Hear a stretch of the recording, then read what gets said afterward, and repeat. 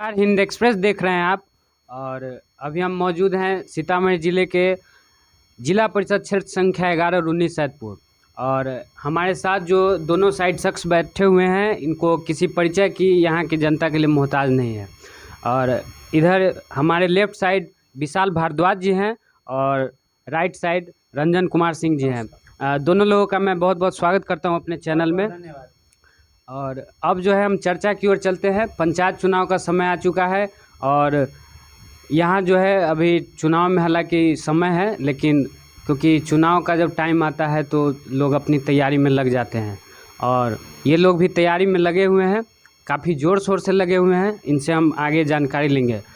तो विशाल जी, सबसे पहला सवाल आपसे कि पंचायत चुनाव में बहुत सारे पद होते हैं, आपने जिला परिषद को ही क्यों चुना? जिला परिषद सदस्य, पहले तो वो जिला पंचायत का एक जिला में जो पंचायत होती है हमारी, उसका वो सदस्य होता है। और जिला परिषद सदस्य के रूप में मेरा चुनाव लड़ना इसलिए भी मैंने चुना क्योंकि शायद मुझे लगता है कि जो पंचायत का जो एक पंचायत का चुनाव लड़कर अगर एक पंचायत का हम भला कर सकते हैं तो जिला परिषद सदस्य के रूप में 8 पंचायतों के लोगों की और 8 पंचायत के जनता की सेवा करने का हमको पूरा मौका मिलेगा। और 8 पंचायत के सेवा के साथ साथ उस 8 पंचायत में जाकर उनके दुख और दर्द को सुनते हुए और उनके भलाई का हमको अगर मौका मिलता है तो हमको बहुत खुशी होगी। इसलिए मैंने जिला परिषद सदस्य का चुनाव लड़ने का मन बनाया। अच्छा, कैसी तैयारी चल रही है आपके इस क्षेत्र में, क्या लग रहा है इस बार? क्षेत्र में मेरी तैयारी जो है वो मेरे लिए, मैं खुद अकेला तो चुनाव लड़ नहीं रहा हूँ, अकेले मेरे लड़ने की शक्ति भी नहीं है। मेरे लिए मेरा पूरा समाज चुनाव लड़ रहा है। समाज का प्रत्येक व्यक्ति, समाज की प्रत्येक महिला, जो मेरी माँ है, जो मेरी बहन है, वो चुनाव लड़ रही है मेरे लिए मेरे जितने भी अभिभावक हैं वो मेरे लिए चुनाव लड़ रहे हैं। मेरे लिए मेरे जो नौजवान साथी हैं वो चुनाव लड़ रहे हैं। और मेरी तैयारी जहाँ तक है, मैं पूरी ताकत से और पूरे तैयारी के साथ, अपने एक प्लान के साथ, जिस प्लान से मुझे काम करना है चुनाव जीतने के बाद, उस प्लान के साथ समाज के बीच लेकर मैं उसको जा रहा हूँ और मेरी तैयारी उस हिसाब से ही चल रही है। इरादा नेक लग रहा है इनका। और इनके बारे में थोड़ा मैं भी जानकारी दे दूं कि इनका जो राजनीतिक परिचय है काफ़ी पुराना है। 70 वर्षों से इनका परिवार समाज की सेवा कर रहा है और वो भी हम जानेंगे इनसे। बताइए सर। बहुत बहुत धन्यवाद, नमस्कार। अभी आपको बता दूं कि हम परिवार के 70 वर्षों, अपने पूरा परिवार 70 वर्षों से सामाजिक कार्य में लगे हुए हैं। हमारे बाबा अपना, हम जहाँ बैठे हैं इसके पश्चिम सुलिस गेट, अपना जो ये नदी है लक्ष्मण नदी, उसमें लगवाए। आज तक वो बहुत बढ़िया है। उसके बाद पिताजी जो ऐना खोपा बांध है हमारा, उसको भी वो बंधवाए। जब वो टूट गया उसके बाद आज तक बना नहीं। और उस बांध को बंधने से यहाँ धान बहुत अच्छा होता था, लेकिन आज लगभग 40-50 हज़ार एकड़ ज़मीन, थोड़ा भी पानी आता है तो हमारे इधर का जो 8 पंचायत है, उसके अगल बगल के भी और भी आगे तक का जो पंचायत है, उस सब में धान की बड़ी फसल बर्बाद होती है। आज भी बर्बाद हुआ, इस साल भी नहीं हुआ है। तो इन सब योजनाओं पर हमारा काम चल रहा है। हम कोर्ट में, पटना हाई कोर्ट में भी जा रहे हैं और उसका सर्वे चल रहा है। उसका जो है हम लोग नक्शा सब तैयार कर रहे हैं और हम आगे भी भविष्य में उसको उसमें इस वैना खोपा बांध करके और समाज के जो हमारा जो ये जो फसल बर्बादी का जो कार्य है उसको हम बहुत बढ़िया से देखेंगे। और जब हमारा आना हुआ, जब हम अपना होश हवास में आए, तो हमने यहाँ के जो नौजवान जो बेरोजगार थे उनको टेम्पू की ओर में उन्मुक्त किया। टेम्पू के मालिक, टेम्पू के चालक और यहाँ के जो व्यवस्था थी उस समय, यहाँ के जो बस ओनर थे वो सब लोग बहुत परेशान करते थे। 15-16 दिनों तक उनको मारपीट करना, उनका पैसा छीनना, उनको गाली गलौज करना और टेम्पू फोड़ना, ये सब करते थे। हम आए, हम यूनियन बनाए, यूनियन बनाकर रजिस्टर्ड कराए और कलेक्टर ने हमको कहा, बैठक किया और कहा जिस 40 किलोमीटर के अंदर में चलेंगे टेम्पू, बस संचालक नहीं करेंगे परेशान। हमने नौजवानों को, हमारी जितनी क्षमता थी, हमारे पास भी टेम्पू है और जितनी क्षमता थी उस क्षमता से आज रून्नी सैदपुर के अंदर में 2000 टेम्पू जो चल रहा है वो सब हम लोग के अथक प्रयास से है। और हम लगातार उसको, आज भी उसमें एक कंप्लेन आया था, उसको मैंने तुरंत फ़ोन से सॉर्ट आउट किया था। तो हम लगातार अपने नौजवानों के बीच में लगे रहते हैं और समाज के बीच में लगे रहते हैं। हमें जहाँ तक जानकारी है सर कि जिला परिषद का जो पद होता है काफ़ी बड़ा पद होता है और प्रशासनिक लोगों के साथ बैठने का उनको हमेशा मौका मिलता है। अगर वो चाहे तो सही से विकास हो सकता है। बिल्कुल विकास हो सकता है। सबसे पहले जिला परिषद को ये पता ही नहीं है कि हमारा दायित्व क्या है। वो कहता है कि हमको बहुत कम वो मिलता है। नहीं, हम तो जिला के पंचायत के सदस्य हैं। उस नाते 8 के जो हम 8 के 8 जो पंचायत है, उस सब पंचायतों में हमारी बड़ी तेज़ी से हम अपने जिला के माध्यम से और अपने 8 पंचायत के मुखिया, जनप्रतिनिधि वो भी हैं, जो भी हैं, उन सब के माध्यम से बहुत उससे अच्छा समन्वय बैठा करके और हम समाज के जो छोटे छोटे कार्य हैं, समाज को बहुत बड़ा कार्य नहीं चाहिए, समाज को जो छोटा छोटा कार्य, जो परेशानी वाला कार्य है, माता बहनों को जो ब्लॉक के अंदर में जाना और सुबह में बैठ करके ईंटा रखना, उसमें एक माता बहन हमारे पिछले साल मर भी गई थी। तो इस प्रकार के जो छोटा आधी आबादी है जो हमारी बहनों की और माताओं की, मैं बहुत व्यथित होता हूँ। मैंने बीडीओ साहब को फ़ोन किया, हम कि बीडीओ साहब ये क्या आलम है? तो उन्होंने कहा कि हम इसको समस्या को धीरे धीरे ठीक करेंगे। इस सबसे हमारा बड़ा मन दुखी होता है और इन सब छोटी छोटी समस्याओं को लेकर के हम इसको आगे ठीक करेंगे, इसी सब उद्देश्य से, और हमारा जो कार्य होगा वो आगे होता रहेगा। ये जो हमारे साथ जो अभी जुड़े हुए हैं, ये लोग बिना किसी पद पर रहते हुए भी समाज की सेवा में तत्पर जुड़े रहते हैं। युवा है, विशाल भारद्वाज जी है, इनसे भी हम जानेंगे। युवाओं के लिए आपने क्या कुछ सोच रखा है?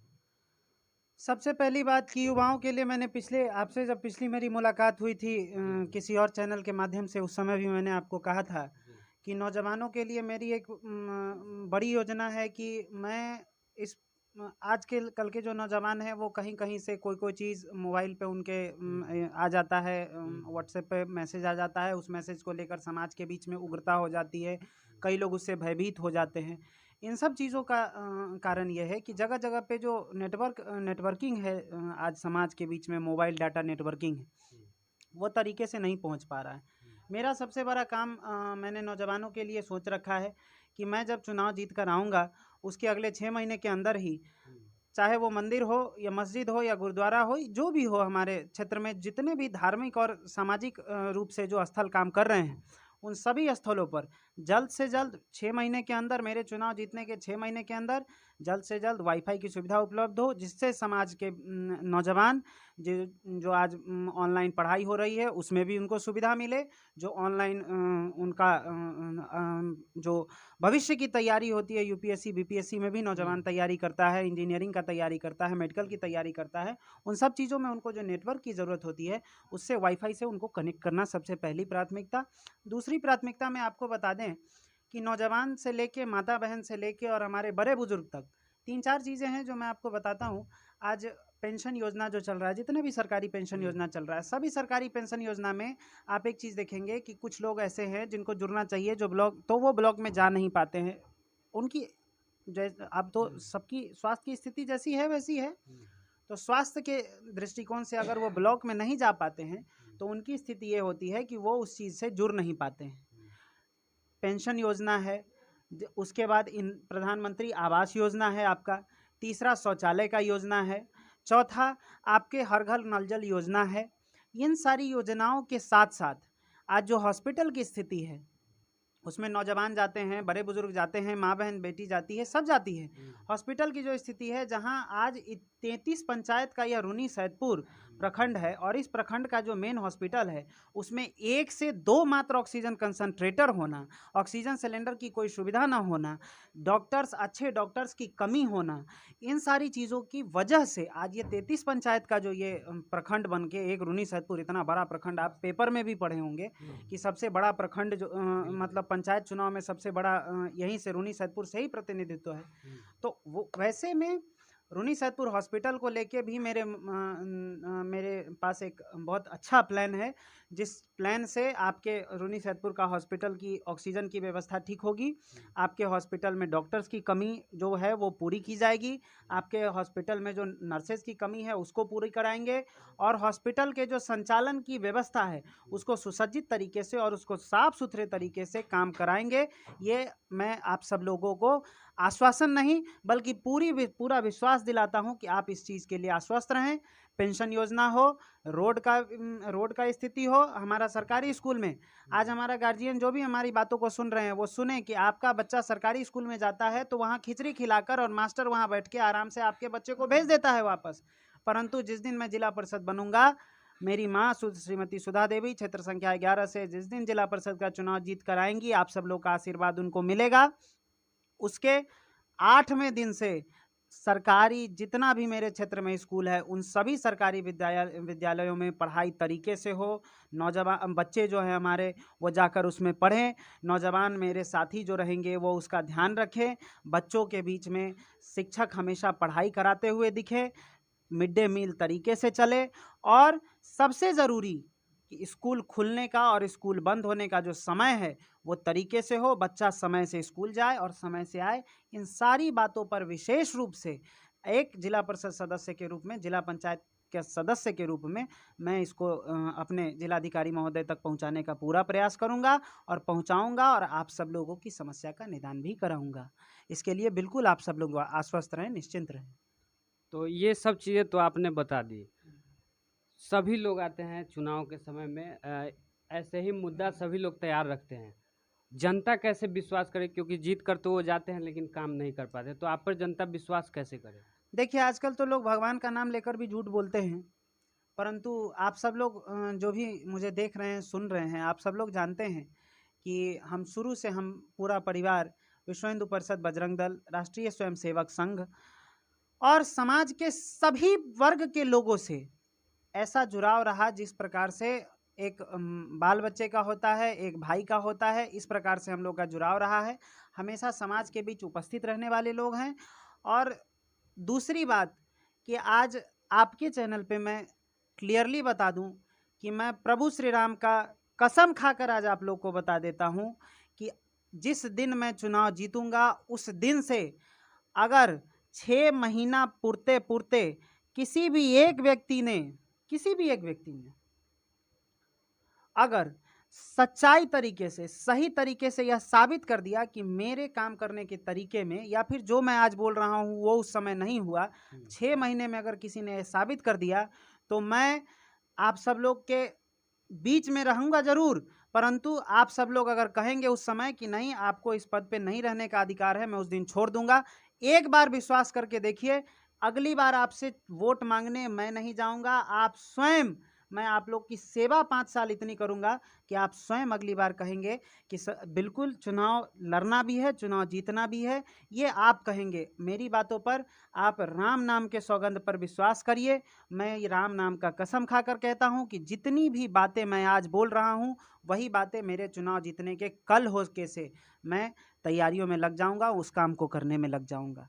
इससे समाज को भरोसा अगर है तो समाज श्रीमती सुधा देवी, मेरी माँ को क्षेत्र संख्या 11 से जिला परिषद सदस्य में अवश्य वोट करे और एकदम शांतिपूर्वक और तरीके से, सुसज्जित तरीके से वोट करे।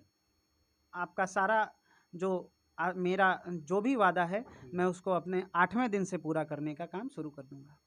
तो बहुत बड़ी बात कह रहे हैं, प्रभु श्री राम का इन्होंने कसम भी खा लिया है। तो अच्छा, ये बताइए कि जैसे आपने बताया कि आवास योजना हो, शौचालय योजना हो, इस सब में जो भ्रष्टाचार हुई है और विशेषकर नल जल योजना में जो भ्रष्टाचार हुआ है, सब पूरा बिहार जान रहा है, इसको किस प्रकार से आप खत्म करने की कोशिश करेंगे? आप सबसे पहले एक बात मैं आप ही से प्रश्न पूछता हूँ एक कि भ्रष्टाचार कौन कर रहा है? जनता भी उसमें सहयोग कर रही है। जनता सहयोग नहीं कर रही है, जनता मजबूर है। जनता के बीच में आम सभा ग्राम सभा होती थी पहले, आप सब लोग को पता होगा, आम सभा ग्राम सभा होती थी। आम सभा ग्राम सभा आज कहाँ है? अब सिर्फ कागजों पर है। कागजों पर है। पंचायत में समितियां बनी हैं, सभी कार्यों के लिए पंचायत स्तर पर समितियों का गठन होता है, जो जमीन स्तर पे समितियां काम करती है। आज वो सारी समितियां कहाँ काम कर रही हैं? वो सारी समितियां कागजों पे काम कर रही हैं। तो मोनोपोली के तरीके से अपने हिसाब से समाज के बीच में रहने वाले जनप्रतिनिधि कुछ जगहों के ऐसे हैं जो जानबूझकर समाज को उसी दलदल में धकेल रहे हैं जहां समाज आज से 20 साल पहले खड़ा था। और उस इन 20 सालों में जो परिवर्तन पंचायत त्रिस्तरीय पंचायत चुनाव के आने के बाद जो परिवर्तन समाज के बीच जाना चाहिए था, उसके नहीं जाने का या फिर ये भ्रष्टाचार जो आप पूछ रहे हैं होने का कारण हम ही समाज हमको चुनता है। समाज ने मुझे चुना अपना प्रतिनिधि के रूप में, तो प्रतिनिधि को यह ध्यान रखना है कि कौन इसी योजना में किस तरीके की गड़बड़ी हो रही है, क्योंकि वो समाज के लिए ही काम कर रहा है ना, तो उसका ध्यान प्रतिनिधि रखेंगे। और जब प्रतिनिधि कमज़ोर होते हैं तो हमारे जो अधिकारी हैं वो अधिकारी भी मन बड़ू हो जाते हैं और वो अपने तरीके से अपने हिसाब से काम करते हैं, जिसके बाद आपको दिखता है भ्रष्टाचार दिखता है। जो आप लोग समाज के बीच जाते हैं अपनी पत्रकारिता के माध्यम से, तो आप लोग को मिलता होगा, ये मैं मानता हूँ। इसमें हमारे प्रतिनिधि की भी गड़बड़ी है और प्रतिनिधियों के सहयोग से अधिकारियों का भी मन बढ़ा हुआ है। सर, आपसे मैं जानना चाहूँगा कि आपने जो कहा 40 एकड़ जो भी ज़मीन है किसानों की, बारिश के वजह से हो या बाढ़ के वजह से हो, 40,000 एकड़। जी 40,000 एकड़, तो ये जो नुकसान हो रहा है सरकारी मुआवजा नहीं मिल पा रहा है। कागज़ों पर बताया जाता है कि न सुखाड़ हुआ न बाढ़ हुआ, जिससे किसान गरीब किसान को तो दिक्कत होती है। इसके लिए कोई मजबूत प्रतिनिधि नहीं है। नहीं तो बाढ़ नहीं आया मैं मान गया, परंतु बाढ़ से ये छोटी जो नदियाँ लक्ष्मणा नदी से जो नुकसान हुआ, तो उसमें जिस जिस पंचायतों में, जैसे हमारा रूनी सैदपुर पंचायत है, मोरसन पंचायत है, थुम्मा पंचायत है, बघारी पंचायत है, टिकोली पंचायत है, देवना बुजुर्ग है, गंगवाड़ा बुजुर्ग है और रूनी सैदपुर मध्य है। इन सब पंचायतों में अगर ईमानदारी से जनप्रतिनिधि लगते, अधिकारी के साथ साथ और भी जो वरिष्ठ अधिकारी है, अगर ये लोग लगते तो निश्चित रूप से इन सबको मुआवजा मिलना चाहिए था और देख करके मुआवजा भी मिलना चाहिए था, और आगे ऐसा नहीं हो, इस पर अपने सरकारी अधिकारी को और हमारे जनप्रतिनिधि को काम भी करना चाहिए था। बात विशाल जी हमें बताइए, चुनाव आयोग ने यहाँ जो है चुनाव को सबसे अंतिम चरण में रखा है, क्या कारण लगता है आपको इसका? आप सब लोगों ने पेपर में ही मैंने भी पढ़ा था और सब लोग पढ़े होंगे इस चीज़ को कि जिन जिन जिलों को और जिन जिन जिलों में जिन जिन प्रखंडों को जो बाढ़ प्रभावित बताया गया है, उन प्रखंडों में चुनाव सबसे अंतिम चरण में ले जाया गया है।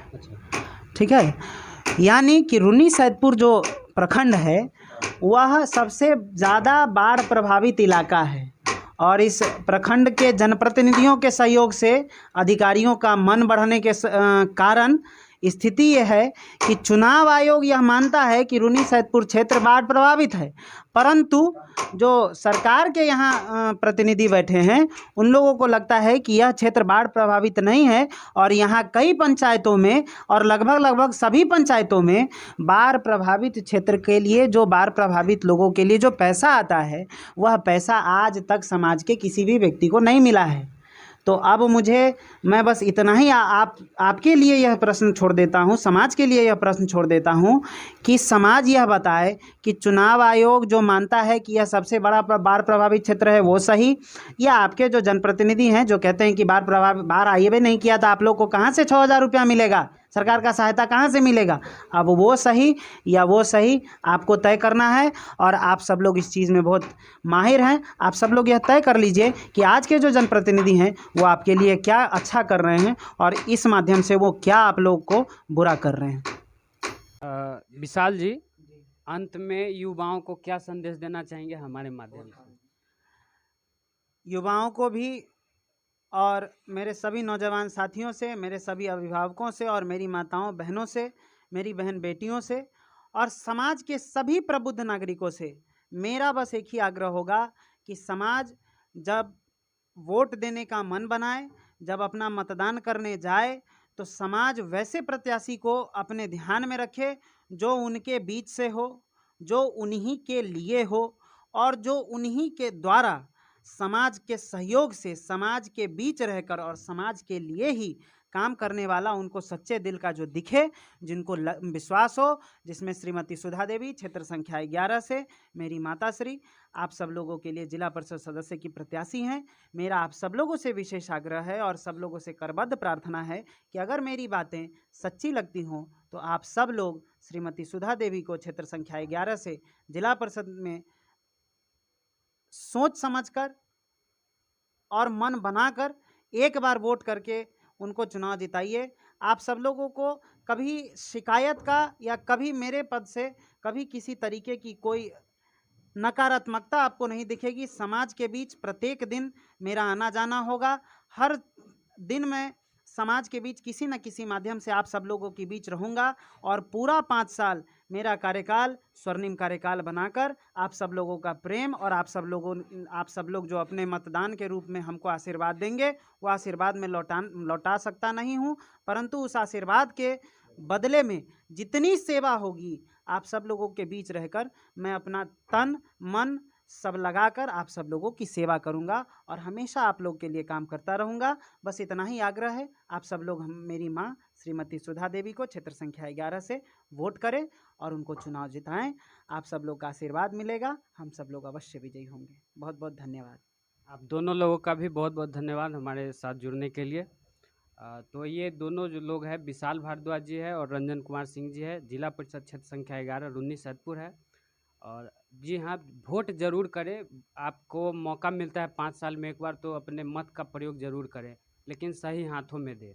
आप भी अपना सवाल कमेंट के माध्यम से हमसे पूछ सकते हैं, उन पे भी हम आगे विचार रखेंगे। सहयोगी सत्यम के साथ मैं सौरभ, हिंद एक्सप्रेस।